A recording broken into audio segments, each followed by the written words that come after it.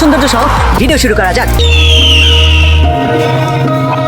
গোপালগঞ্জ বর্তমানে বাংলাদেশের অন্যতম সুন্দর একটি জেলার নাম।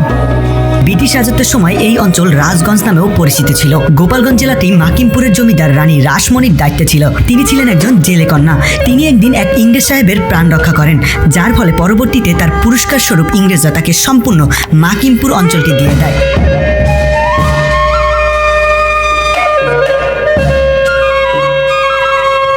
রানী রাসমণির নাতি ছিলেন গোপাল। সেই গোপালের নাম অনুসারে রাজগঞ্জের নামকরণ করা হয়েছে গোপালগঞ্জ।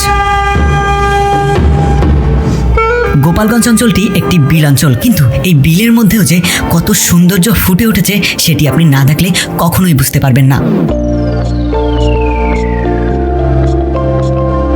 আজকে খাল, বিল এবং নদী দিয়ে গড়া এই গোপালগঞ্জের সৌন্দর্য এবং ঐতিহাসিক নিদর্শনগুলো আপনাদের নিয়ে মন ভরে উপভোগ করব।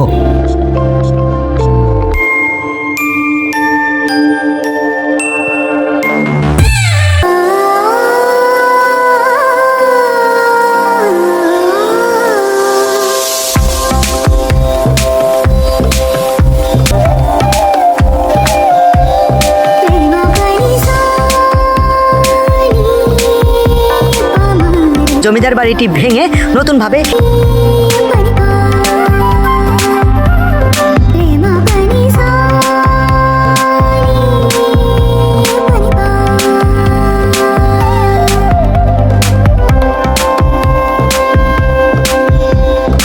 উলপুর জমিদার বাড়ি বর্তমানে 3 তলা বিশিষ্ট একটি জমিদার বাড়ি এবং খুব সুন্দর করেই এই উলপুর জমিদার বাড়িকে সাজানো হয়েছে।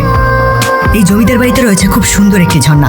ঝর্ণার পিছনে একটি দুর্গা মন্দির, আর ঠিক দুর্গা মন্দিরের পিছনেই রয়েছে খুব সুন্দর একটি পুকুর, যে পুকুরের মাঝে খুব সুন্দর করে একটি জলপরীর মূর্তি স্থাপন করা হয়েছে।